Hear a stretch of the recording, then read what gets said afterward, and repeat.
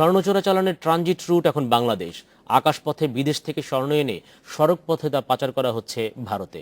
স্বর্ণ চোরাচালান মামলার তদন্ত করতে গিয়ে এমন তথ্য পেয়েছে ডিবি পুলিশ।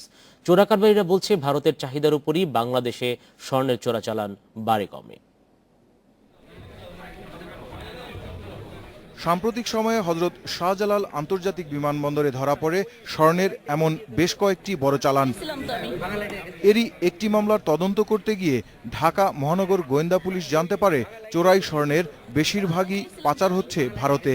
আর এর সঙ্গে জড়িত ভারত বাংলাদেশের বেশ কয়েকজন গডফাদারকে শনাক্ত করেছে তারা।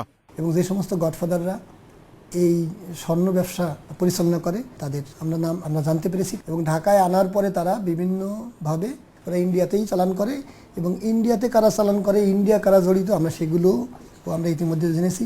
ইন্ডিয়া পাচারের ক্ষেত্রে যশোরের কিছু লোকজন আছে। চোরাকারবারীরাও বলছে ভারতের চাহিদার উপরই নির্ভর করে বাংলাদেশের স্বর্ণের চোরাই ব্যবসা। অ্যাকচুয়ালি এর মূল ক্রেতা ভারতের ডিমান্ড থাকলেই বাংলাদেশে এটা করে। অ্যাকচুয়ালি বাংলাদেশ যা ট্রানজিট পয়েন্ট।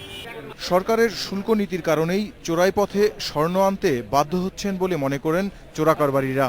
বাংলাদেশের ট্যাক্সের সিস্টেমের কারণে ট্যাক্সটা যেমন এখন বাড়ায় দিচ্ছে, তো চোরাচালান আরও বেড়ে যাবে। ট্যাক্স কমায় দিলে চোরাচালান কমে যাবে।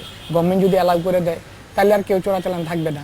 বৈধ পথে শুল্ক দিয়ে স্বর্ণ আমদানির সুযোগ থাকলে চোরাচালান বন্ধ হবে বলেও মনে করেন তারা। Mahbub Alam, independent news, Dhaka.